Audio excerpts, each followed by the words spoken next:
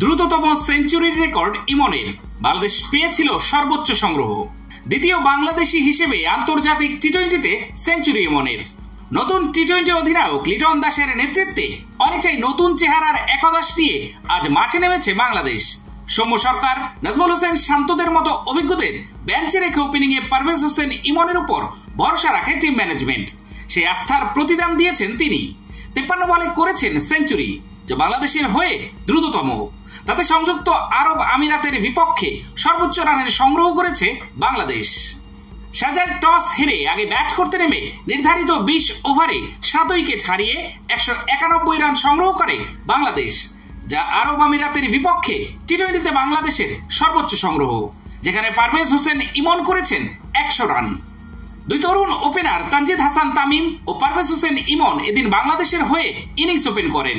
প্রথম ওভারেই 4 ছক্কা হাঁকিয়ে ভালো শুরুর আভাস দেন তামিম, তবে সাজঘরে ফিরেছেন উইকেটে থিতু হওয়ার আগেই। দ্বিতীয় ওভারের চতুর্থ বলটি অফ স্টাম্পের অনেক বাইরে করেছিলেন মতিউল্লাহ খান।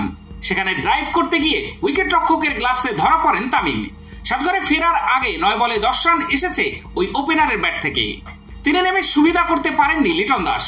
ষষ্ঠ ওভারের প্রথম বলে মোহাম্মদ জাওয়াদুল্লাহর দারুণ একটি ইয়র্কারে লেগ বিফোরের ফাঁদে পড়েন বাংলাদেশের অধিনায়ক। 8 বলে 11 রান করেন তিনি।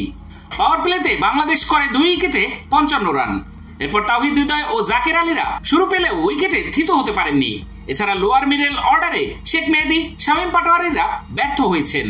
এক প্রান্তে ব্যাটারদের আসা যাওয়ার মাঝেও আরেক প্রান্তে রীতিমতো ঝড় তোলেন পারভেজ ইমন। শেষ পর্যন্ত তার ইনিংস থামে 54 বলে 100 রানে। তামিম ইকবালের পর বাংলাদেশের দ্বিতীয় ব্যাটার হিসেবে আন্তর্জাতিক টি-20তে সেঞ্চুরি হাঁকালেন ইমন। ঝড়ো ব্যাটিংয়ে ব্যক্তিগত 50 স্পর্শ করেন মাত্র 28 বলে, আর পরের 50 করেছেন 25 বলে। সব মিলিয়ে 53 বলে 3 অঙ্ক স্পর্শ করেন এই ওপেনার, যা বাংলাদেশের হয়ে দ্রুততম সেঞ্চুরির রেকর্ড।